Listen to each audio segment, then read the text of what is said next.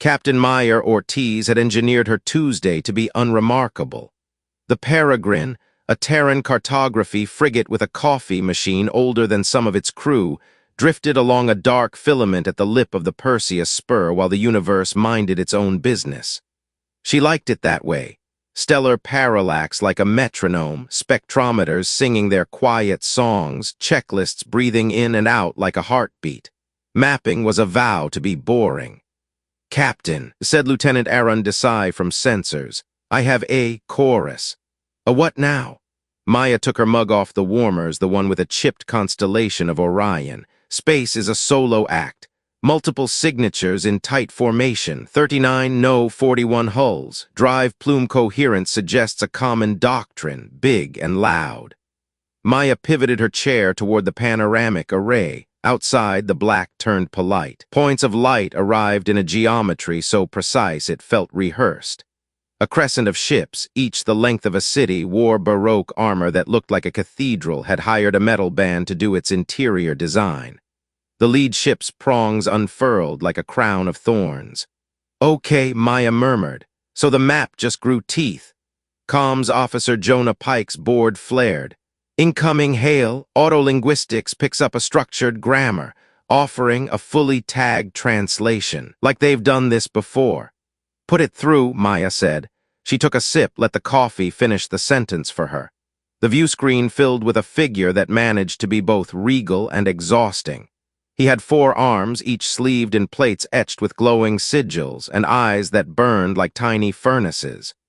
Behind him, ranks of soldiers stood perfectly still, except for the armor spikes at their shoulders, which shivered slightly, as if even intimidation had an air-conditioning problem. "Primitives of the stray vessel," the figure intoned. "I am High Admiral Vorketh of the Sable Hegemony. You violate sovereign space. Surrender your craft and crew for processing or be nullified." Maya blinked. The bridge waited for her to do something captain-like. She set her mug down carefully. The corner of her mouth tried and failed not to smile. "I'm sorry," she said, a hand over her lips in a performance of restraint. "Did you say processing? As in, like coffee beans? Because we have a process for those already, and it's sacred." Jonah coughed in his fist to hide a laugh. Chief Engineer Samir Osai looked genuinely offended on behalf of the coffee. Dr. Aelina Park, Peregrine's cultural scientist, slid closer on her chair, eyes bright. "Observe posture and costume signaling," she murmured for the ship's log. "First contact intimidation pattern, exaggerated displays of power, rigid ritual language, immediate ultimatum. It is theatrical, designed to reduce negotiation bandwidth." Vorketh's eyes narrowed, the furnaces running low on patience. "You mock the hegemony's war host? We rule 1,000 banners. Submission is mercy." "Mercy noted. We're on a mapping run," Maya replied, tone light as a postcard. "Our mission charter says we say hello, record everything, try not to break anything, and keep the kettle on. If you're selling a surrender package, we'll pass." "Captain," Jonah said softly, "per charter, I've pinged home net through the relay. First contact beacon is live. The law wants more eyes than ours." Maya nodded. "Thank you." She leaned forward toward the alien with an expression parents use on children playing dragon in the living room. "Also, and I mean this kindly, we're not prey. You're very dramatic, we're very municipal." The Admiral's shadow throbbed around him. "Transmit your coordinates to your homeworld and you doom them. The Sable Hegemony crushes mockery at the root." Samir's eyebrows climbed. "We're being threatened with agricultural metaphors now." Dr. Park steepled her fingers. "Sir, you should know something about us. Our species learned very early to treat loud things with skepticism. We grew democracies as noise filters. We built institutions specifically to absorb people who loved costumes." Jonah winced like he did when a fatherly joke landed. "Speak softly and carry a big wrench," he whispered. Vorketh lifted one arm. Vents bled sapphire vapor. "Enough, you will witness a demonstration. The hegemony corrects misunderstandings with light." "Recorders hot," Maya said. "All bands, all telemetry, Aelina." "Already writing the journal article in my head," Dr. Park replied. "Working title, Threat Display as Governance in Post-Expansion Polities." On the tactical overlay, the crown ship rotated with ceremonious gravity. A forward organ of prongs dilated. A low hum crawled into the bones of the Peregrine's hull, as if certainty itself had a frequency. The beam that lanced out across the darkness was indecent in its beauty. It crossed 50,000 kilometers in a heartbeat and kissed a wandering moonlet that had minded its business for eons.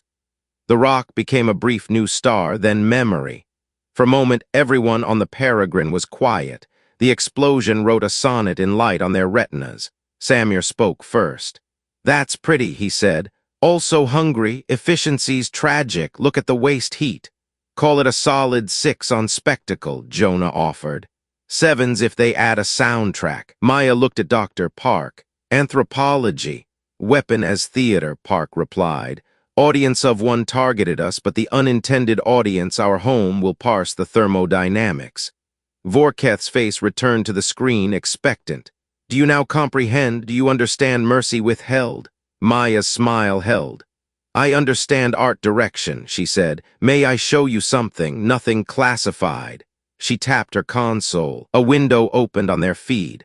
The Trojan mines at 624 hectares spinning their slow clockwork. Civilian cutters, stubby and inelegant, traced white scars across stone. Focused energy beams sizzled with utilitarian indifference as robots bored into ancient rock, liquefying ore into tidy ingots. The telemetry crawled alongside like a lecture. Energy-to-mass ratios, recovery times, fail-safes. A worker waved at a camera in a suit streaked with dust. "This is Tuesday in our asteroid belt," Maya said. "Those beams are for construction. They are deliberately underpowered for safety near habitats. Our military toys take far fewer coffee breaks." Jonah couldn't help himself. "Our miners complain about the lag between shots. I'll forward the Union thread. It's adorable." The Admiral stared at the feed, then off-screen at someone who was definitely whispering at him in a panic. Pride, Maya knew, had a sound when it realizes it has been wearing a costume in public. You are proposing to compare," he swallowed the word, glory with mining. "Glory's nice," Maya said, "but I prefer bridges to trophies." She glanced at Dr. Park, who took the cue. "We are not telling you that you are foolish," Park said, voice gentler. "We are telling you that fear is an unstable currency. It inflates. Societies that overinvest in spectacle produce leaders who must shout to hear themselves. The lights get brighter, the institutions get dumber. You stop hearing feedback until it arrives as catastrophe." Vorketh's jaw tightened. Behind him, a junior officer's eyes flitted to the Peregrine's video like a moth to a porch light. "Stand by," the Admiral said. "We will confer." His face vanished. The bridge of the Peregrine exhaled. "Captain," Jonah said, "you may have turned first contact into a TED talk." "Let's hope they prefer talks to war," Maya replied. She looked down at her mug. The coffee had gone cold. "Warm that up, please. We might be here a while." They weren't. The Admiral returned sooner than dignity should allow. The glow of his eyes dimmed a watt. "Captain Meyer of the Peregrine," he said, words landing carefully. "The hegemony proposes cultural exchange. You will board the Crown of Ruin as honored observers. In return, we will inspect your vessel. We will determine whether your claims merit consideration." Maya leaned back, the chair creaking like an old friend. "We accept," she said, "on one condition." Vorketh bristled. "You would make demands?" "Transparency," Maya said. "All of it recorded, all of it shared. We do diplomacy with the lights on. You've broadcast your triumphs to 1,000 subjects. Try honesty as an experiment." Silence. A long, thin crack ran through the Admiral's composure, like a glaze cooling on pottery. "Very well," he said. "Then let's visit your cathedral," Maya replied warmly. "We'll bring fresh coffee." As Jonah closed the channel, Dr. Park blew out a breath. "We just convinced an empire to be witnessed." "People behave better when the world is watching," Maya said. "Or worse, and then they learn." The Peregrine's shuttle warmed its engines. In the cradle of the hangar bay, tools rattled, straps tightened. A small crew of humans buckled in next to a crate labeled with bureaucratic optimism, diplomatic gift, coffee, books, and safety standards. Meyer Ortiz adjusted her collar, let her hand rest on the crate for luck, and thought, Boring would have to wait. The shuttle's nose breached the fore-screen of the Crown of Ruins hangar and slid into a theater of menace. If architecture could make a fist, this hangar had learned to clench. Columns bulged with unnecessary reinforcement ribs. Gantries triangulated into ornamental webs that trapped nothing but air. Spikelets, little cousins of the exterior's barbs, sprouted from catwalks like stubble. Everything glowed a fashionable red that made digital displays look as if they were bleeding. "Gothic brutalism, Doctor," Park whispered, tilting her recording lens to catch how light died on matte black corners. "Power ritualized into surface, surface ritualized into faith." Samir, lugging the crate, tapped a spike experimentally. It rattled. "A hazard masquerading as decor. Somewhere there's an inspector crying." A formation of soldiers awaited them, armored in overlapping plates that made walking a negotiation. High Admiral Vorketh descended an axial stare as if gravity were for other people. He stopped before Maya and gave a nod just short of gracious. "Welcome to the Crown of Ruin, nerve of the hegemony's wrath." "Lovely name," Maya said. "We brought coffee." Her attempt at diffusing earned her the briefest flinch of confusion before ceremony reclaimed the Admiral. He gestured. An honor guard peeled, pivoted, and became tour guides. If the hangar had clenched, the corridors had decided to grind their teeth. Every surface sought to remind you that comfort was treason. The deck plating was incised with ridges that punished lingering. Hard corners elbowed knees. Red strips painted everything with emergency. "Red light reduces scotopic sensitivity," Samir murmured under his breath as they walked. "It's a submarine myth that refuses to die, also increases error in color-coded displays." "Note iconography," Park dictated into a recorder. "Spikes as unit insignia, spikes as status marker, spikes as furniture. Pain as pedagogy. See, medieval hair shirt. See also, corporate open plan offices, 21st century Earth."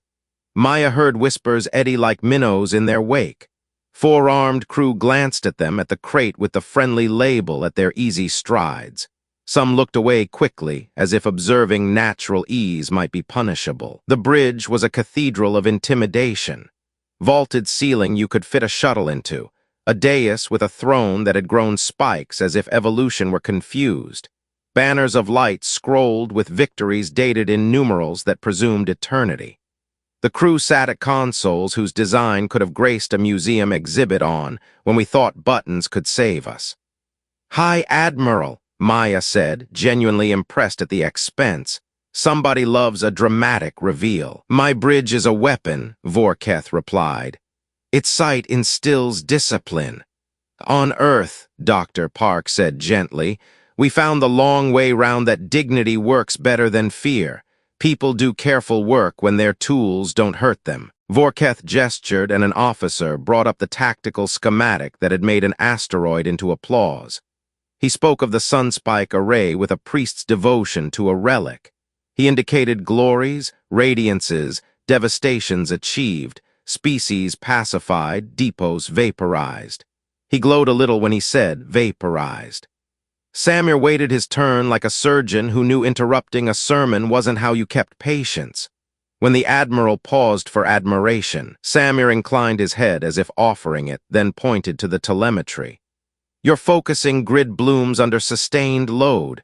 It's beautiful, but you're losing energy to sideband radiation. You could fix it with subharmonic dampers and a smarter phase lattice, but that would require redundancy in the emitter banks." "Redundancy is waste," Vorketh snapped, a reflex honed on budget meetings where all was a spreadsheet line. "We purge waste. Redundancy is why airplanes don't fall from the sky when a sensor hiccups," Maya said quietly. "It's why constitutions outlast kings.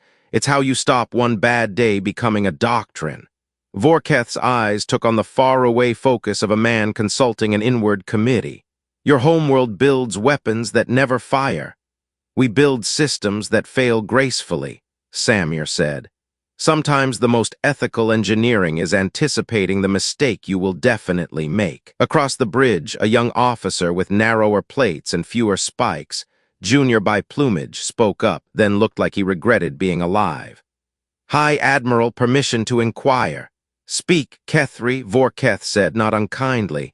The names in the hegemony sounded like they were chewing the same syllables and swallowing different ones. The youth's hands moved in a small choreography of nerves. "Why do they not fear us? Even now, standing on our bridge, they observe as if in a garden." Maya turned to him. "Fear is expensive," she said. "It makes you spend attention on the wrong things. We learn to buy what lasts: competence, trust, humor, when dignity can survive it." Humor. Vorketh tasted the word like an unfamiliar fruit. "Laughter is a safety valve," Dr. Park said. "It lets truth surface without setting your city on fire. But there's a line. We don't laugh at people who are vulnerable. We laugh at systems that pretend they are gods." Vorketh's jaw shifted. "You laugh at us." "We laugh at your spikes," Maya said, smiling, "and your theatrical lighting. We don't laugh at your dead. Our ethic is old: hate the tyranny, not the tyrant; hate the harm, not the harmed." "Captain," Jonah's voice crackled over Maya's in-ear. "Broadcasts are propagating. Our first contact transparency protocol is doing its job. The galaxy's watching." Maya kept her face composed. "Copy." Vorketh's eyes darted. "Broadcasting, you would humiliate us before our subjects." "Us is everyone," Maya said. "That's what light is for." A side console pinged. A liaison scurried to Vorketh and whispered in a tongue the auto-translation made into embarrassed urgency. Vorketh's posture sagged a millimeter. The galaxy was watching him be explained to. "Enough," he said, more weariness than thunder. "You have had your tour." He gestured, and the crew bristled to escort them back to the hangar. As they walked, Dr. Park turned recorder off and let a different voice out. "Do you remember Earth's late Empire century?" She asked no one in particular and everyone at once. "When we mistook noise for narrative, we learned slowly. Sometimes we learned by laughing at the worst of our own myths. Sometimes we learned because kids in sneakers asked, 'Why is that chair spiky?' Samir snorted. "Because someone got promoted for spikes." Back in the shuttle, as the umbilical detached, Maya looked out at the bridge windows and saw Vorketh standing very straight, as if the idea of bending had not yet been invented. The shuttle slipped free and crossed the hangar's threshold. The Peregrine filled their forward field, small, plain, covered in little scuffs where work had happened, a ship that wore its competence like breath. Jonah's voice greeted them. "HomeNet confirms. The hegemony's Grand Council has convened. Internal chatter suggests they are arguing about honor and optics." "Optics we can help with," Maya said. "We have a PowerPoint template for regimes learning humility." Dr. Park smiled. "Trick is making sure humility sticks after the memes fade." "Memes?" Kethri's voice chimed, startling them. He had slipped a transmission onto their channel like a child passing a note in class. "Jokes that move faster than rules," Park said. "Stories in seed form." Kethri hesitated. "I have never learned anything from fear," he said, voice small and brave. "Only how to repeat." The shuttle touched down, the ramp lowered, and gravity made everything honest again. Maya put a hand on the coffee crate as if blessing it and said to no one and everyone, "Okay, then, let's plant some seeds." By the time the Peregrine completed its post-visit checks, the galaxy had bloomed 1,000 little windows onto their lives. The first contact files had metastasized into reaction streams. A Union Hall on Caldera 5 projected the tour on a tarp and took votes between chapters. A youth circle on Verth watched with the lights off and then hugged politely as if they had just seen proof that the dark had a door.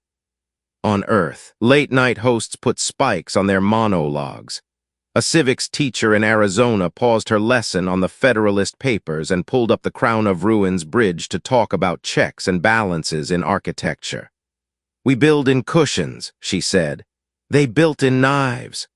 "Maya," Jonah reported, "we're getting sign-ons to the live stream from That Can't Be Right. 17 hegemony subject worlds using proxies. They want to ask questions. Patch a moderated chat to Dr. Park," Maya said. "She's kinder than I am." Park grinned, cracked her knuckles, and wrote. When a minor functionary from the world chain of Nice asked whether laughter was disrespectful in diplomacy, Park cited Roosevelt and King in the same breath. Speak softly, resist loudly. When a machinist on Corey asked what redundancy felt like, Park sent a 15-second video of a parachute test and a marriage vow. When someone named Kethry paused in the chat for a long minute, then typed, "What if my commander has spikes in his heart?" Park answered, "Spikes can be sanded, hearts can learn." In the hegemony's core, the council bellowed. The sable lords in their anthracite halls demanded spectacle to erase memory. They drafted a speech for Vorketh that contained the word nullify 11 times. Vorketh did not give the speech. His staff announced that High Admiralty would transition to strategic recalibration. An hour later, the hegemony proper declared an honor action to close the breach. The drums began. "Here it comes," Samir said.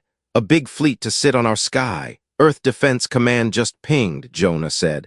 "Admiral Patricia Nguyen Santos requests that the Peregrine remain a broadcast node and not a gun." Their words. Maya smiled. "I like our admiral already." "What happens next?" Samir asked.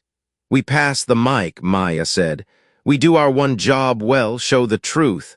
They watched them come like a storm that had learned choreography. 200 hegemony battle platforms fell out of fold space at the heliopause and arranged themselves into murder flower geometry. Civilian instruments worldwide registered the formation and did what censors always do in a free society. They told everyone. In Lagos, kids climbed onto a rooftop to see the auroras dance. In Seoul, office workers spilled into the street for an unscheduled festival, and strangers shared fried chicken with news crews. In a Montana high school gym, the mascots wore hegemony spikes made from foam for the pep rally, and then threw them in a recycling bin when the principal gave a mini lecture about symbolic violence. Admiral Nguyen Santos came on screen with the patient face of a woman who had explained algebra to all of her nephews. "Grand Admiral of the Hegemony," she said, "welcome to the Sol system. Before we begin, we're letting out the school buses." A lot of kids are very excited. "Children," the Grand Admiral Thexramor, the captioning guest, said, disgust curling his mouth. "Children," Nguyen Santos confirmed.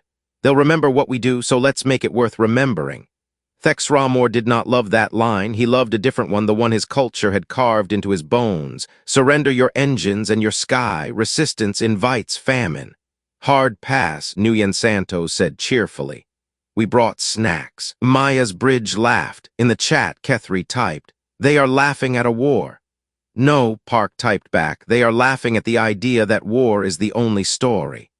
The hegemony's war host opened like a field of iron flowers. Their sunspike arrays bled into readiness. They reached for the old choreography: threaten, display, consume. Nothing happened to the human ships because the human ships were not there until they were. The first reveal was quiet. At the Kuiper shelf, a shadow rippled and peeled, and a frigate stepped out of silence wearing lines like mathematics.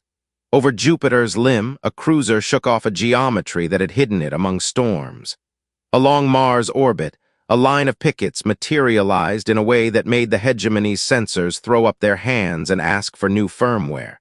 The reveals continued until space was full of shapes that looked like purpose had been language and someone had spoken it. "Cloak Fields," Samir breathed, not as boast, but as gratitude to 1,000 engineers who had spent 1,000 Tuesdays making numbers steady, layered with thermal bleeds and quantum jitter, and oh, that is art. Thexramor whispered, "You hid your fleets." "We prefer to avoid misunderstandings," Nguyen Santos said. "Hiding keeps bullies from ringing doorbells. If you have such power, why did you allow our patrol to walk your map?" The Grand Admiral demanded, confusion beating Fury's wings. "Because power we don't need to use is the best kind," Nguyen Santos said. "Because teaching lasts longer than punishment. Because we are busy." He took that like a slap, but in his face the beginning of a different thing coiled, the snake of doubt gnawing its tail. Maya's broadcast corner switched to a split screen. On the left, the hegemony's perfect line of ships, their spikes ricocheting sunlight like insecure tiaras. On the right, human ships with paint scuffed near airlocks, with repair plates that said someone had learned, with greebles where maintenance techs had refused to pretend machines were sculpture. Jonah piped in open channels. The chat bloomed with languages that auto-translate made cozy. Park, saint of 1,000 comment threads, answered hard questions with harder kindness. "My people will be nullified," wrote someone named Rava who claimed to be a dock worker on a place called Shale's Crown. "He will punish us if he loses." Park's reply turned tears to architecture. "Then let's help him not lose everything," she wrote. "Let him lose the doctrine and keep the people. If he surrenders sooner, fewer bodies fall. History should be a series of smaller disasters." Nguyen Santo's voice shifted, its warmth gaining ribs. "Grand Admiral," she said, "we will not fire first. We will intercept any shots you aim at Earth, its habitats, or non-combatants. We advise you not to test the interception net. It's very boring when it works, and we worked very hard on it." Thexramor laughed, a short thing with no humor in it, and gave the order that had ended dozens of worlds and pleased dozens of thrones. The hegemony fired. To call it light is to insult light. The vacuum scribbled with energies invented specifically to hurt. Every crimson stroke had a home address. Every lance believed it was the protagonist. They did not arrive. The human ships wrote lines of mathematics across those lances and tugged them into emptiness. They sprayed objects at velocities and angles that kissed missiles until they wished to be spare parts. They laced the sky with nodes that drank directed energy greedily like a desert after first rain. On 1,000 streams watched by 1 billion eyes, the annihilation became choreography, then noise, then silence. Maya did not cheer. She watched engineering do the thing it had promised and felt the old, sober gratitude of professionals, not triumph but relief that the bridge had not lied. "Interception rate 99.84, Samir said. "Small debris over Mare Imbrium. EDC is redirecting the fall." "Admiral," Nguyen Santos asked. Thexramor glanced at his tactical chief. Numbers had given up being loyal. "Return fire," he shouted, but his crew heard the wobble and learned more from it than from a century of propaganda. The human counterfire was not a reply so much as a correction. Where the hegemony's doctrine sang in choruses of saturation, the human fire wrote a haiku per ship. One shot, placed exactly where a certain mesh and a certain shield would hum itself open if you stroked it with the right frequency. On onboard cams, a hegemony destroyer's spike forest shuddered and went dim. In a carrier, generator housings sighed and lay down like an animal too tired to continue being a myth. "Algorithmic bypass," Samir muttered. "We never met their shields before, but we met the physics that made them. Civilians everywhere can see this," Jonah said, voice a little small. "We're teaching a class. Make the lesson honest," Maya said. Nguyen Santo's second monitor lit with hospital green. "Hegemony ship captains," she broadcast on an open narrowband the hegemony had used to teach children loyalty songs. "You are inside our rescue envelope. If you cut power and vent weapons bays, our rescue craft will dock. We will medevac wounded regardless of flag. This is a lawful humanitarian offer." On the Grand Admiral's bridge, someone cried out in pain, a system failing, a human body making its small, unpopular noise amid glory. Thexramor closed his eyes. He opened them on a new world. "My ancestors," he said to no one, the way men do at the end of long stories, "told me a tale about dragons who became kings because they could burn villages." He lifted his head to look at Nguyen Santos, at the unspiked professionalism of her bridge. "You do not look like dragons." "We hire our dragons as school teachers," she said. "Comes with good dental." Thexramor breathed in, breathed out, felt the way breathing kept happening whether he deserved it or not. "If I surrender," he said, and the word tasted like foreign fruit, "will you keep my wounded alive? Will you keep my children from being the punchline of your comedies?" Nguyen Santos nodded. "We don't humiliate persons," she said. "We humiliate lies and then we compost them into laws." Thexramor's jaw trembled. Then a missile from one of his own captains, who had decided that the old story should at least end as it had always ended, broke formation toward Earth. The calculus inside the human net wrote 3 quick answers and slid them under reality's door. They arrived as a halo around the missile, folded it like laundry, and set it drifting with insultingly gentle dignity toward a junk orbit. "Proceed," Nguyen Santos said softly. "I surrender," Thex Ramor said, and because the first contact transparency relay was still a relay and the galaxy was still awake, the entire known world heard a doctrine fail. In the chat, Kethri stopped typing for a long time and then wrote one word: "Witnessed." Surrender in practice is boring. It is forms and inventories, shuttles with bandages and the smell of antiseptic triage tags, a mask fogging in rhythm with a stranger's breath. It is women and men in calm clothes doing small, precise kindnesses next to machines that used to have ambitions. It is the sudden, public absence of spectacle. Maya watched the live streams lose their fever and gain a different kind of attention. "This is the content we push," she told Jonah. "Slow, patient competence, make it trend. Park narrated like a field medic of the soul. Here you can see," she said on Channel 3, overlaying 2 feeds. One of a human nurse checking a 4-armed soldier's pulse. One of a hegemony crew member staring at a plastic cup of water as if it were an ideology. That people learn what their institutions never taught them. This is a lesson about dignity's epidemiology. Thex Ramor submitted himself to the bureaucracy of de-escalation with the formality of a man asking to be rewritten. He did video statements that were half apology, half weather report. "I did not know," he said once, and the galaxy sniffed at him until Park posted an excerpt of Frederick Douglass saying that power concedes nothing without a demand, and then posted a carpenter's proverb about measuring twice. He knew that what he did not know had already hurt people, she wrote in a caption. Now we will see if he learns. Vorketh, meanwhile, vanished into a silence that might have been exile and might have been a bunker.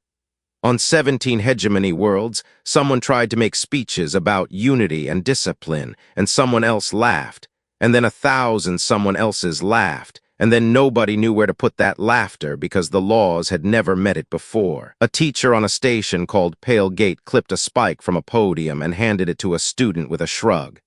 "Souvenir," she said. "We are redecoration."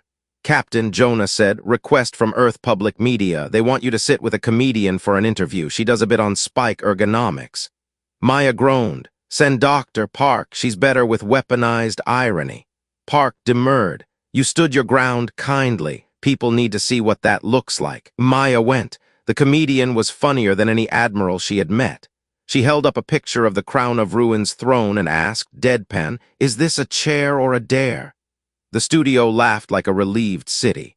Maya explained that on her ship the chairs had lumbar support and that tyranny loved bad furniture. The clip went planetary, then galactic. Furniture stores saw a bump. In the hegemony's core, a conference convened with the name Ministry of Reassurance. Panels considered how to rename spikes.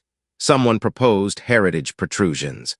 Someone else, a junior clerk who had watched the Peregrines tour twice and cried once, suggested taking them off. The minutes did not record laughter. You could feel it in the paper, though, like a watermark. Admiral Nguyen Santos summoned Maya to low Earth orbit and put a hand on her shoulder in a way that managed to be both formal and maternal. "You and your little cartography bus," the Admiral said, "taught an empire the metric system of humility." "The Admiral did the heavy lifting," Maya said. "We pointed a camera." "Pointing the camera is lifting," Nguyen Santos replied. "All right, next phase. Reconstruction." Samir asked over the open channel because he had learned to always assume the next phase was the one that did not use missiles. "Peace is logistics," Nguyen Santos said, "and pedagogy and meme management." She lifted a brow at Park. "I have a syllabus," Park said. They called it the Lantern Network because speaking in metaphors made budgets easier. It was a web of nodes that paired one hegemony world with one Terran or allied partner and funded the things that make dignity less abstract. Clean water, safety guidelines that didn't include, don't impale yourself on the furniture. emergency medicine that emphasized not calling triage a conquest. It shipped farm equipment that did not look intimidating and so could be trusted. It shipped books. It shipped, tongue mostly but not entirely in cheek chair cushions. Maya volunteered the Peregrine for dull ferries between nodes because she had fallen in love with Tuesday again. They hauled crates labeled boring things that save lives and smiled at customs officials whose uniforms had grown less spiky. They delivered coffee and returned with stories. In a classroom on a world whose name tasted like a chime, a girl with 4 arms held up a soft chair cushion like a trophy. "Our principal says the old chairs taught pain," she said to the Peregrine's camera. "Our new chairs teach patience." The clip went small viral in a gentle way, and then everyone stopped sharing because they were busy sitting comfortably and reading. On Shale's crown, dock worker Rava spoke to Park on a stream that felt like a kitchen table. "We always thought excellence was anger," Rava said. "You people make excellence look like quiet." Park smiled. "Quiet is when the machine does not remind you it could kill you." Had to unlearn loud, too. "We watched your Earth movies," Rava said. "You used to love loud." "We still do," Park said, "but we try to point it at problems." Back home, because humans are humans, a subset of comedians did overplay the Spike jokes. Park wrote an essay called Satire and Scaffolding that did numbers in places nobody thought cared about essays. "Humor can be a bridge or a bulldozer," she wrote.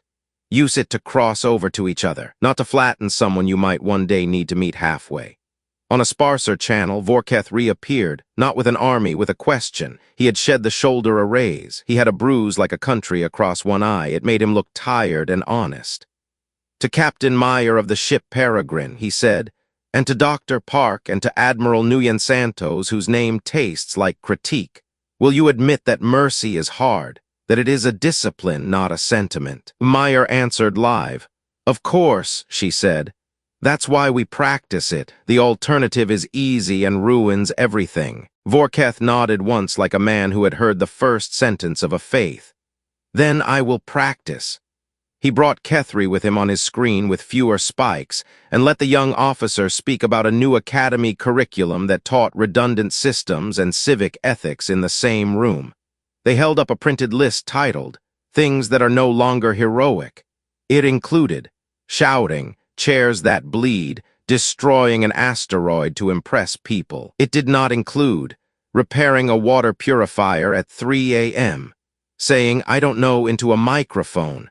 In the foreground of the new work, Thex Ramor stepped carefully.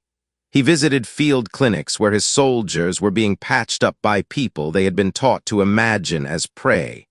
He was heckled by children who had learned that heckling was a right, not a weapon. He walked through a training hangar where spikes had been ground down to grip-safe stubs and touched one with an expression that would have been prayer if his culture believed in gods instead of metals.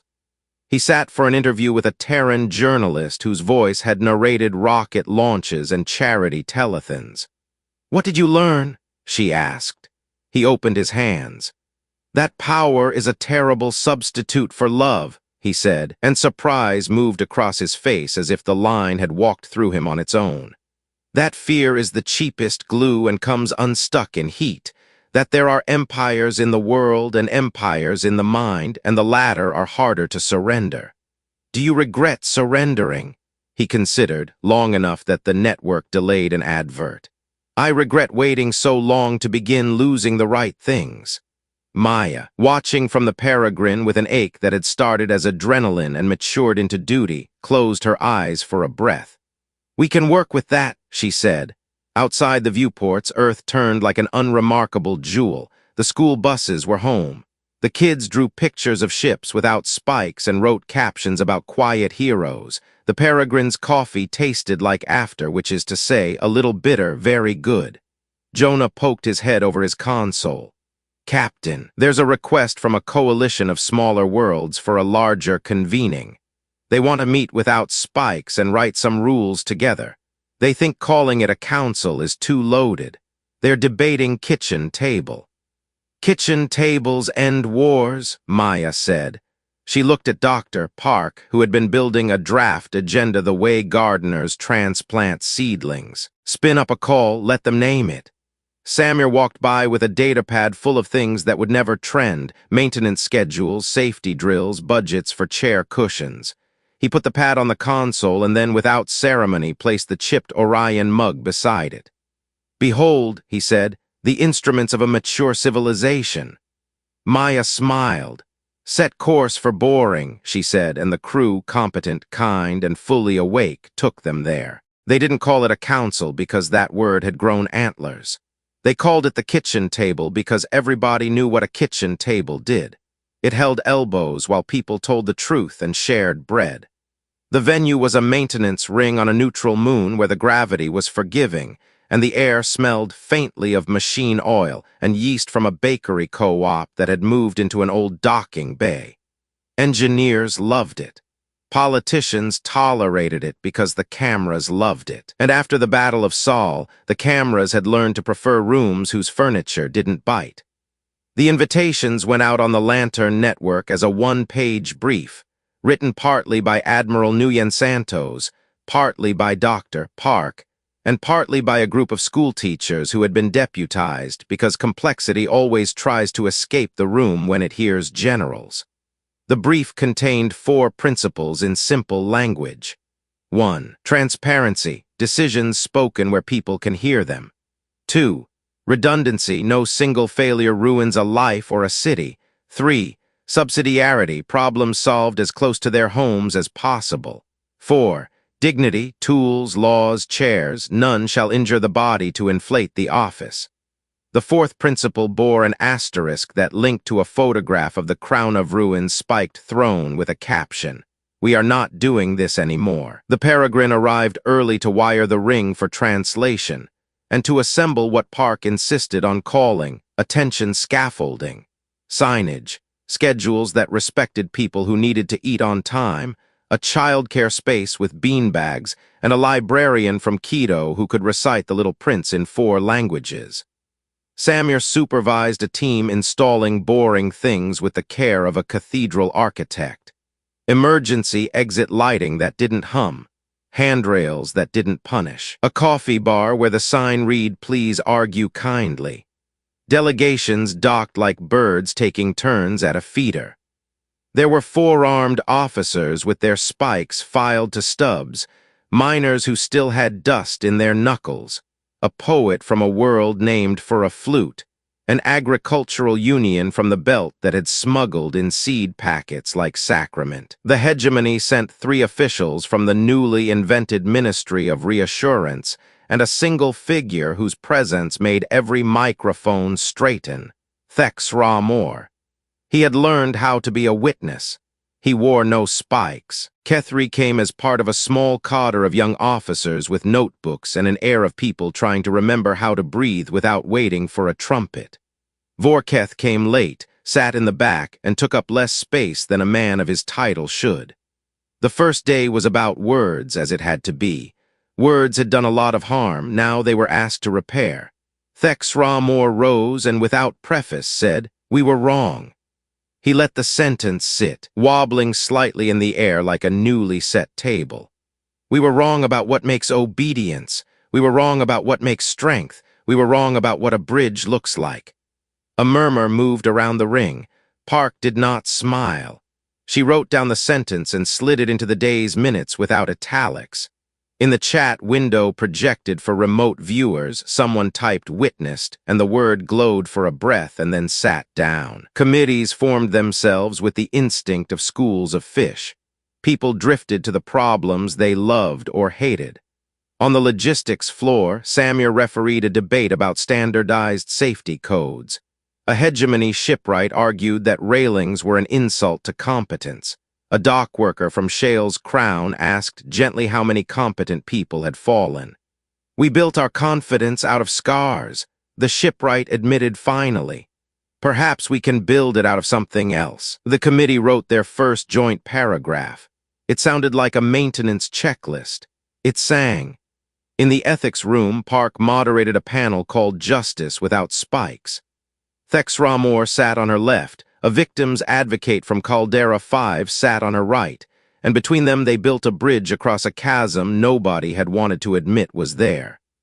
The advocate spoke of lost siblings and the slow, precise rage of caregiving for people who would never be the same. Thex Ramor spoke of orders he had given that had landed on bodies like bad furniture.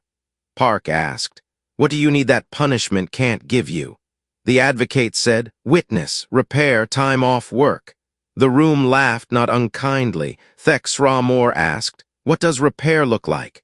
The advocate pointed to a budget line on the screen, transit access for widows, and the room tilted toward useful. The children's room produced a manifesto of its own without being asked. The librarian recited it during a plenary because the organizers had learned, if you don't schedule children, they will schedule you. The manifesto had 4 points. 1, don't make chairs that hurt. 2, tell the truth where we can hear it. 3, let us ask why. 4, snacks. The plenary voted to adopt it as a standing reminder. Thex Ramor, who had spent his life in rooms that confused austerity with virtue, applauded until his palms stung. On the second day, the kitchen table drafted the first of the Lantern Charter's articles. They were neither grand nor quotable, which is why they will last. Article 3, on transparency and recording. All deliberations affecting more than one world shall be recorded and accessible. Exceptions for immediate safety shall expire after 30 days and require written justification by 2 independent officers who do not report to the same chain of command. Article 7, on redundancy in critical systems. Any ship, hospital, water plant, or court must provide a failure path that does not injure persons. Proof of redundancy shall be public and audited by a rotating guild of engineers sworn to a civil oath, not a throne. Article 9, on dignity of tools. Architectural and industrial design shall not employ intimidation as primary signaling. Where legacy structures remain, they shall be mitigated, padding, signage until replacement. A public registry of hazards shall be maintained. Article 12, on the right to an honest chair. Yes, this happened. All public seating shall be designed for comfort and safety. Stipulations included lumbar support standards and a footnote acknowledging humor as a vector for reform. Journalists made jokes about the chair article. Park wrote a column explaining that infrastructure is how a civilization reveals its theology. "If your chairs are honest," she said on a broadcast, "your courts will have a chance." That night, on the ring's exterior walkway, Meyer and Vorketh stood under a glass canopy while a distant gas giant poured slow light across the floor. He held a cup of coffee as if it were a truce flag. His shoulder plates were smaller, his eyes had more room for weather. "You were cruel to us," he said, surprising Maya with the choice of pronoun. "We were unkind to your myths," she said. "The difference matters, but yes, it hurt." He nodded. "I watched your late-night shows. I am a meme captain. My grandchildren will find me funny." "We are learning to aim our jokes at ideas," Maya said. "Sometimes we miss. When we do, we try to apologize and then shut up." He looked at the gas giant like a man learning the contours of confession. "I told boys who looked like Kethri to sit on spikes to earn their posture," he said. "I told girls who wanted to build bridges that bridges were for after the war. You brought a table." "Tables are for now," Maya said. "War steals the word now and sells it back at a markup." He took a careful sip. "I want to be better. That's the only credential that transfers," she said, and the giant's reflected light made him look briefly like a father at a school play. The third day of the kitchen table belonged to budgets. Nothing on the agenda generated more heat and less light until someone suggested ranking proposals by a Tuesday index. How much more boring and safe they would make the average Tuesday. The metric changed the tone. Transit upgrades, water purification, and civil service raises rose to the top. A proposal to build a monument to humility fell to the bottom and stayed there, huge and pious and unloved. Near the end, Kethri, young officer with fewer spikes and a notebook full of the future, asked for the mic. He read a draft creed he'd been working on in the hallways and the quiet hours between panels, the humble operator's creed. I will build as if my children sit on the edge. I will design for the day I am tired. I will log my errors and make them easy to repeat only in the manual.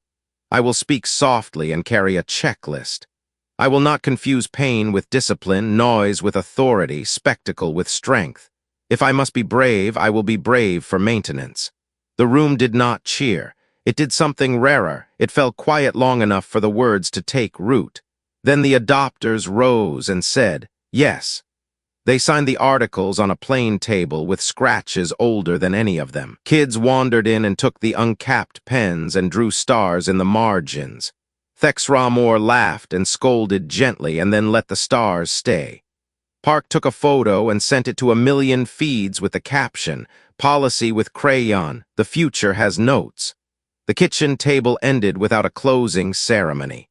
People drifted back to their work carrying phrases like tools.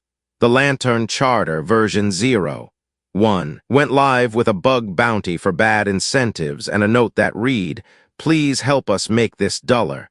The world exhaled. Spikes complained silently in museums. The Tuesday index went up a notch, and in a warehouse near the ring's edge, a man who wore his armor under his clothes opened a crate stamped with an old sigil and whispered a word the microphones did not yet know, mandate. The mandate had been a rumor even when the hegemony stood tall. It was a doctrine, a fraternity, a set of handshakes in dark hangars, and a fantasy about the right kind of pain. In the weeks after the kitchen table, it became something else, a plan. They called it the last spike, and the poetry of the name made Maya wary. Plans with sharp names seldom ended in paperwork. The last spike's architect was not Vorketh. He had traded the architecture of fear for the engineering of shame and choice, but a colonel from a shipyard cult in the ironwoods of the core. He had watched the kitchen table with a face like a locked cabinet. He had no use for chairs. The plan was simple. You scare the galaxy into remembering. You take a room built for trust and make it bleed. You prove that tables can be flipped, and you hope 1,000 smaller flips follow, each one breaking a fragile new habit. They scheduled the ceremony to dissolve the last public spike, one of the Crown of Ruin's spectacular shoulder barbs, into steel for school playgrounds. Children were invited to press the decommission button with their palms. Journalists framed their shots. Vendors fried dough and called it history. Park's risk memo had 3 paragraphs about crowd flow, one about fire exits, and a line that read, "Spikes are artifacts. Artifacts attract men who want to be them again." Security was light because trust was the point. Adrian, a mid-level lantern coordinator with a tattoo of the Tuesday index on his wrist, pushed back when Meyer asked quietly for a second scan of cargo. "We can't live in a forever checkpoint," he said. "We can live with a spare pair of eyes," Maya said, and sent Samir to drink coffee by the loading dock with a maintenance worker who knew the smell of sabotage as well as a mother knows fever. They found it not with scanners, but with boredom. The worker frowned at a bolt that should have been duller. Samir frowned at a crate whose padding was too neat. Inside, they found a crown of hollow spikelets the size of fingers, arrayed in a wreath that could be bolted under a stage. Each spikelet contained an explosive shaped not to kill, but to spray shrapnel shaped like itself. Little imperial seeds. The wreath had a timer and a failsafe and a sculpted malice that made professional engineers cry. "Whoever made this loves pretty diagrams," Samir said, and that told him enough. Maya pulled Park, who pulled Nguyen Santos, who pulled the emergency clause of Article 3, exception for immediate safety, and the ring's back corridors filled with quiet professionals with unremarkable jackets. The cameras kept rolling. The children pressed their palms to the decommission button, and the last public spike slid into a crucible while a similar spike under the stage was carried, wrapped like a shameful baby, to a service elevator by 3 people who did not look like heroes. They could have shut everything down. That would have been reasonable. Instead, Nguyen Santos went on stage and told the truth because the 4th principle had been written by children. "Someone tried to make today bleed," she said into 50 microphones. "Someone built a bomb that looked like the thing we're melting because metaphor is lazy and evil is unoriginal. Our colleagues found it because they were doing their jobs with attention. We will not show you the device. We will show you the welders who fixed the rail because that is our religion. She introduced the maintenance worker and Samir. The maintenance worker looked embarrassed, as all saints should when dragged into spotlights. Samir smiled like a man who had been waiting his whole life for a workshop to make the news. Thexramor stood off to the side, holding a bucket of bolts like a deacon at a rummage sale, and nodded at them as if an old world had made a new sacrament. The mandate did not stop. They seeded 3 more last spikes in 3 minor ceremonies with worse security. 2 were found by people who had read Park's memo. 1 went off in an empty hall after a janitor saw a shadow move and pulled a fire alarm. The shrapnel embedded in a wall sign that said, "Please argue kindly," and turned the kindly into lace. There were arguments anyway. The world is not a civics class. People shouted under comments about mercy. People posted pictures of their dead and dared anyone to speak to them about chair ergonomics. A lantern node on a soft water world refused a shipment of cushions and asked for guns instead. A comedian made a joke that punched down, and Park wrote her a letter that was not for publication and used the word please 4 times. Nguyen Santos convened a public hearing called Security with the lights on. She asked Maya to testify because the peregrine had become the emblem of competent friendliness, and because friendliness under oath seems to frighten saboteurs more than anything. Meyer answered procedural questions like a baker explaining yeast. She used the phrase boring redundancy so many times that it became a hashtag and then a t-shirt. Thexramor testified with a rawness that made a certain kind of man, one who had mistaken cruelty for spine, call him weak. He swallowed the insult and called it breakfast. It was Vorketh who went hunting. He had once sent boys like Kethri to die for symmetry. Now he took Kethri and 3 other young officers into the Ironwoods with a warrant signed by a judge whose first bench had been a kitchen table. They followed the kind of trail you learn to follow when someone has spent a lifetime being beautiful about the wrong things. Meticulous accounts, perfect rehearsals, a shrine that made technology into liturgy. They found the mandate where men like that always live, in a room where dust lies evenly on a shelf that should have been messy.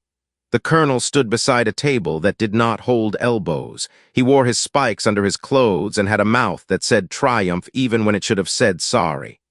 "You brought a child," he said, looking at Kethri. "He is here to witness," Vorketh said. "I will be remembered," the colonel said, as if the word were a locked box and he had the key. "Only until Tuesday," Vorketh replied, and the mandate learned something about retired tyrants who had learned to love boredom. Back on the ring, the crucible glowed. They poured the last public spike into molds shaped like playground brackets and bus handles and the little clips that keep seatbelts from pinching. Park stood with the children and counted aloud, not seconds, but breaths to show them that patience was a kind of timekeeping. Thexramor took the microphone and said, "Mercy is maintenance, and somewhere in the Ironwoods a man decided to live long enough to be tried." After, the memes were better. People stopped sharing the saboteur's manifesto and started sharing the maintenance workers' shift schedule. A furniture collective launched a line called Post-Spike, Profits Pledged to Civil Suits. The Safety Guild released a video of welders in 8 cities signing Article 7 with chalk on the floor before starting their shifts.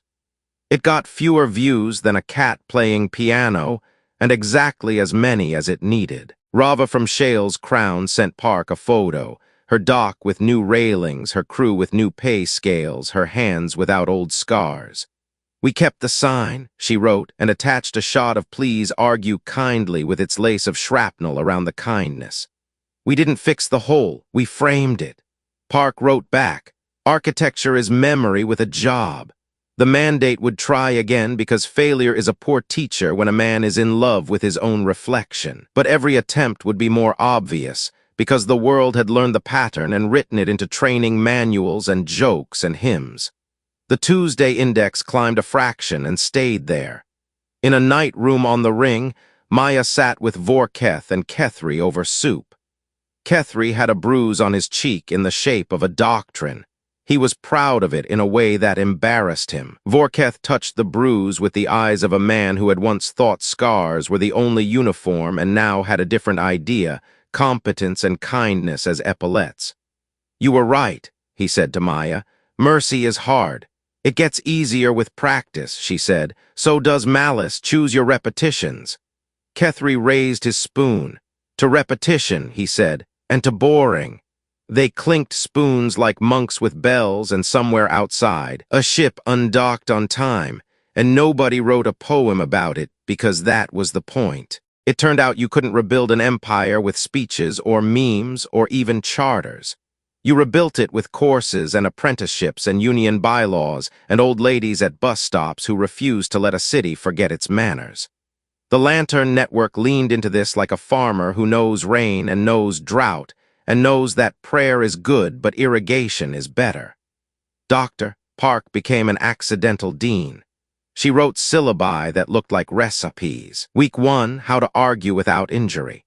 Week 3, redundancy as love language. Week 7, transitional justice for people who still have to go to work. She taught judges how to say we don't know yet on TV without losing their robes, and comedians how to aim lower when their aim had been too low.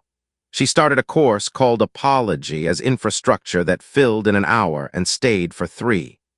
Earth shared case studies the way some nations share missiles. There were modules on truth commissions that had worked and ones that had flamed out, on consent in reconstruction, on paternalism as a design flaw. Park's mantra, "Ask the people who live there to draft the instructions," went into 1,000 policy decks. Thex Ramor enrolled in a course anonymously and failed his first assignment because he tried to be grand. He took it again and wrote a plan for bus scheduling in a mining town and passed with relief and a small proud email to Maya with no adjectives. Kethri returned to a naval academy that now had windows and an ethics requirement. He taught a first-year seminar called The Humble Operator's Creed, and his students brought him designs for chairs. They wrote lab reports that included confessions. I overestimated my attention at hour 3, built in an alarm. They built simulation pods that delivered small shocks not to build character, but to prove Article 7, that systems must fail without injuring bodies. They debated whether jokes had any place in the engineering lab, and Kethri told them about a maintenance worker who found a bomb because he was bored professionally. They wrote a midterm question about boredom as a civic virtue and graded each other hard and fair. Rava's dock became a field site for the Guild of Safety Engineers. Visitors wore vests that said boring is beautiful across the back and learned to count cargo not just by tonnage, but by stories of who would be crushed if a strap failed. The dock's break room had a wall of gratitude with names of inspectors who had caught failures before failure got cocky. There was a framed photo of the lacework sign with a small plaque. We remember because she pulled the alarm. Nobody who came to the dock called railings an insult anymore. They called them a guarantee. Nguyen Santos fought 100 small battles that never made a highlight reel. Procurement, pay equity, making sure the Lantern nodes weren't colonizing with kindness. She vetoed a plan to require Earth language signage in Lantern projects and replaced it with a requirement to fund local translators well enough to retire into comfort. She visited clinics and asked the nurses whether the supply chain had improved and whether the new forms were shorter. She fired a contractor who had cut corners on a water line and hired the crew that had written a better checklist linked to a public live stream called We Screw Things on Tight that became a cult hit among teenagers. Comedy adjusted. The best of it stopped picking on the defeated and started interrogating the seductions that had made defeat necessary. A series called The Ergonomics of Evil put ex-propagandists in office chairs and asked them to make their old arguments while someone raised or lowered the lumbar support. It was funny, and then sad, and then useful.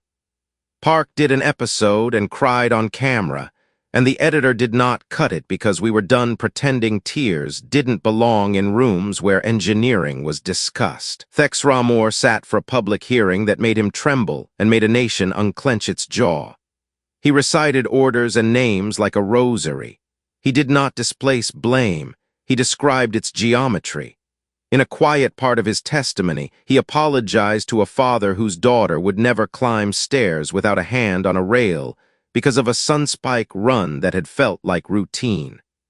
The father accepted without drama and asked him to allocate funds to public elevators. Thexramor asked for the number and the room exhaled. The tiny holiness of usefulness had arrived. Vorketh began teaching. He went on the road with a talk called How to Retire a Costume that filled halls because people love a good confession when it turns into a better practice. He brought his old epaulettes and let children cut them up and glue them to art. At the end of the talk he would say, "I thought pain taught excellence. It taught endurance. Excellence was in the people who endured despite me." The standing ovation always came where he looked embarrassed. The museums filled with spikes, not triumphal arches, glass cases with good captions. Park consulted on the first exhibit, a timeline of intimidation and its replacements. There was a sunspike emitter next to a water filter and a note about how both use membranes and how one kills neighborhoods and the other cultures them. There was a throne with a plexiglass bubble so nobody could sit on it on a dare. There was a wall where visitors could write policy ideas on sticky notes, and a small kindly docent who said, "That's lovely, dear," and sorted the notes into aspirational and budgetable. Justice, which had been the word everyone said loudly, learned to be a quieter word in practice. Trials proceeded. Some men wore spikes to the dock out of bravado and had them removed before testimony by an officer with good hands. Some victims declined to testify in exchange for a fund that would buy time off and music lessons for grandchildren. A few monsters smiled and lost. Most bureaucrats looked small and tired and signed orders to change a rule, and Park made sure cameras were rolling because this was what accountability looked like when it wasn't printable. Maya found herself bored and happy and occasionally terrified. The Peregrine ran inspection routes between lantern nodes and filmed updates that became a series used by civics teachers and insomniacs. She filmed a 3-minute piece about the right to an honest chair and received hate mail from people who believed history lives in furniture. She filmed a 6-minute piece about shipboard checklists and consent and received love letters from nurses. She became the person anchors cut to when they needed a sentence about how to hold two truths in the same hand. And still, as always, there were men in rooms learning the wrong lessons on purpose. The mandate faded like a bruise but kept showing up as a smudge in the minutes. Maya kept a list taped inside a locker, not enemies but failure modes, spectacle creep, enemy sorting by costume, charity without consent, transparency theater. The list was long. It was not as long as it had been. On a cool morning that smelled like the inside of a new rail car, the Lantern Charter passed its version 1, 0 vote.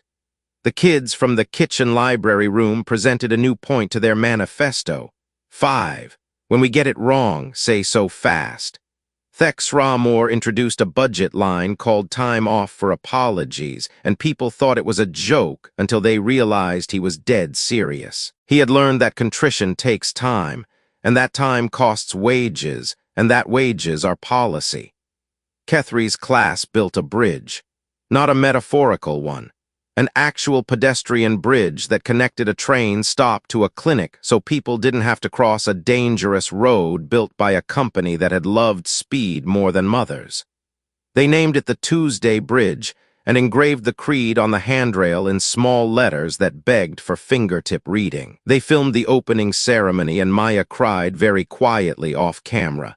Park didn't cut it. The Tuesday index crept up again. Cats on the internet continued to play piano. In one of the comments under a Lantern video about water pressure, someone wrote, "This is propaganda." Park replied from her own account, "Yes, for gravity." The star maps grew. The Peregrine's coffee machine shuddered, sighed, and finally died. Not with a pop of drama, but with a soft phut like an old person deciding a nap would be lovely. Samir held a brief service and installed a new unit that made better espresso. Maya kept the chipped Orion mug. She liked things with scratches where hands had been. "Captain," Jonah said one afternoon when the ship smelled like new coffee and printed manuals, "we have a ping at the edge of our assigned sector. Unknown geometry, not hegemony, not us." Maya looked at the screen. The unknown sat patiently as if it had been told to knock and was waiting on the porch. She smiled. "Back to work," she said, and the crew, competent, kind, and practiced, took them there. The unknown turned out to be a ship that wore silence not as a cloak but as a grammar. Its hull looked like a book that had learned to swim. It hailed them with a tone that registered as music in the bones and as courtesy on the dashboards. The translation package needed an hour, and the hour felt like a taffy pull in a candy shop where the workers were philosophers. When the channel opened, the face on the screen had no spikes because evolution had not invented them there. The being introduced herself as Archivist Sue of the Quiet Shoal, and she said, with the ease of someone who knows where she keeps her spoons, "We have been listening. We waited until the shouting stopped." Maya laughed softly. "We are learning volume control." Sue inclined her head. "We saw a war that looked like theater and a peace that looked like work.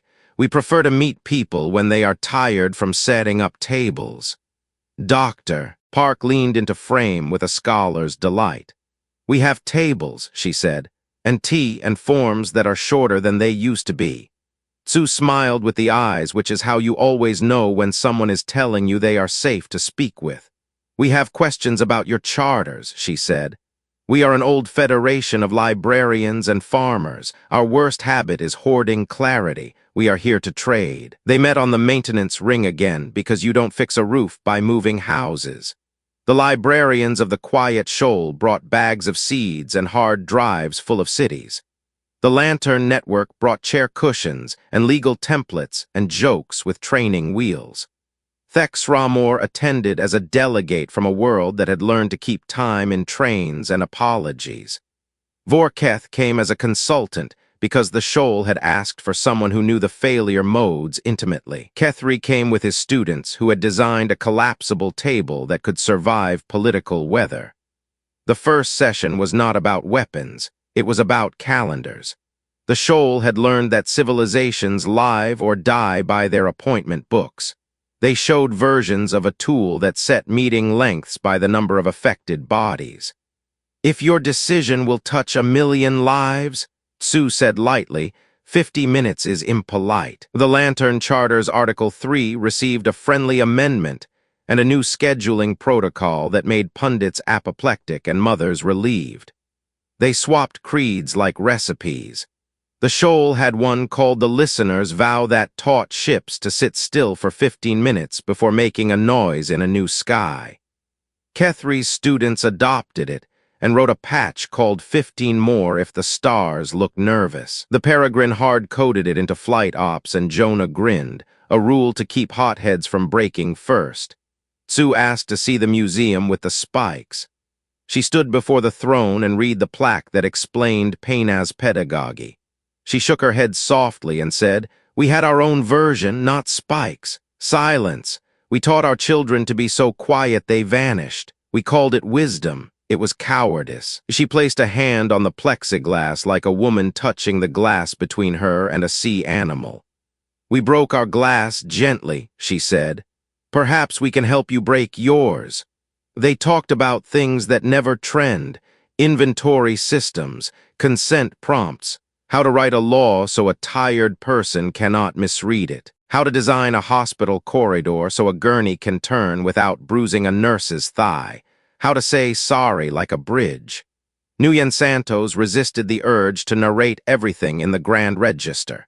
She understood that adulthood in statesmanship is knowing when not to be quotable. She spoke in clauses that could fit in a manual. "When we leave," she told Sue privately over tea, "the cameras will go home and the meetings will be on Tuesdays. How do you keep the Tuesdays from drifting?" Sue said, We tie them to weather. We keep agriculture in the heart of law. We remember that gravity is propaganda. Park stole that line and attributed it ruthlessly. She wrote an essay called Gravity is Propaganda, and so is Love that moved through the shoal like a tide and then washed back with annotations. A student appended a note. Love is redundancy in people. The mandate tried one more time with a message disguised as a parable. It made grand claims about the necessity of fear in a noisy universe. It made decent points about entropy and the hunger of stars. It was well written in the way sermons are when they cheat. Park asked permission to answer in the open. The hearing was called Entropy is Real. Tyranny is a choice, and it did an odd thing. It bored trolls and delighted nurses. Thex Ramor read a maintenance schedule into the record. Kethri read the creed. A four-armed child read the children's manifesto and asked for snacks. The mandate left the chat. Rava's dock hosted a festival for railings. They painted the metal with colors taken from sunsets on worlds that had nearly burned. They wrote the names of welders on a wall you could only see if you crouched, because heroes belong at kid height. Park danced with a union steward and stepped on her partner's foot and apologized, and the steward laughed and said, "Apology as infrastructure," and Park wrote it on her arm in marker and kept dancing. The Tuesday Index acquired a competitor, the kitchen table score, a gentle, messy metric that measured how many arguments ended with hands still on the table. Cities bragged about it like high school teams. Transit ads urged people to raise your score, use your indoor voice. It was silly, which helped. In a quiet ceremony in a room with good chairs and bad lighting, a judge sentenced the mandate colonel who had built the last spikes. She did not grandstand. She read a list of names and budgets and then read a schedule. Hours he would spend repairing handrails under supervision. Hours he would teach apprentices what not to do. Hours he would sit in a room with victims and hand them forms authorizing new windows and better locks and time off for grief. "We are done with your theater," she said finally. "We require your Tuesdays." He nodded like a man who had seen a dragon and learned it was a teacher. He did not ask for mercy. He received a shift schedule. The quiet shoal asked the peregrine to map a corridor to a place where their charts grew thin. They called it the contralto drift because it hummed. The peregrine's crew did what they always did, checked lists, packed snacks, told the world where they were going. Park updated the lantern charter with a clause about exploration with neighbors. No flag planting, lots of tea. Nguyen Santos approved the mission with a note in the margin that said, "Back by Tuesday if you can." Before they left, Maya visited the museum one more time. She stood before the throne and the plexiglass and the bad chair and thought about the hours she had spent in rooms arguing for checklists with men who thought checklists were insults. She put her hand on the glass and said very quietly, "Thank you for teaching us by being wrong." Then she went to a different case and touched a different glass where a signed copy of the children's manifesto sat and said, "Thank you for insisting chairs can be law." The peregrine undocked with the grace of a habit you can trust. The new coffee machine hissed and purred like a cat that had found sunlight. Jonah plotted the course along the shoal's humming lines. Samir ran diagnostics with the fervor of a man who loves boredom. Park strapped in and opened a new document called What We Bring to New Tables, and the first line said, "Snacks." On screen, Archivist Sue appeared. "We will meet you where the map goes shy," she said. "We'll knock," Maya said. "We're learning that's the first engineering standard." They jumped. The stars did their old polite shuffle. The hum of the contralto drift welcomed them like a song from a kitchen 2 rooms away, somewhere behind them. The kitchen table was in session about bus schedules. Somewhere ahead, something had built a bridge out of a sound. Maya lifted the chipped Orion mug, sipped, and watched as the unknown resolved into a shape that looked like a city teaching itself to speak. She thought of spikes melted into brackets, of Tuesday bridges and kitchen scores, of a creed carved into a handrail in letters small enough for fingertips. She thought of Kethri's students and Rava's dock and Thexramor's steady voice reading names until they sounded like a future. "All right," she said to the stars and the crew and the translator and the ghosts of empires and the kids sitting cross-legged in classrooms under decent light. "Let's make a map that knows how to listen."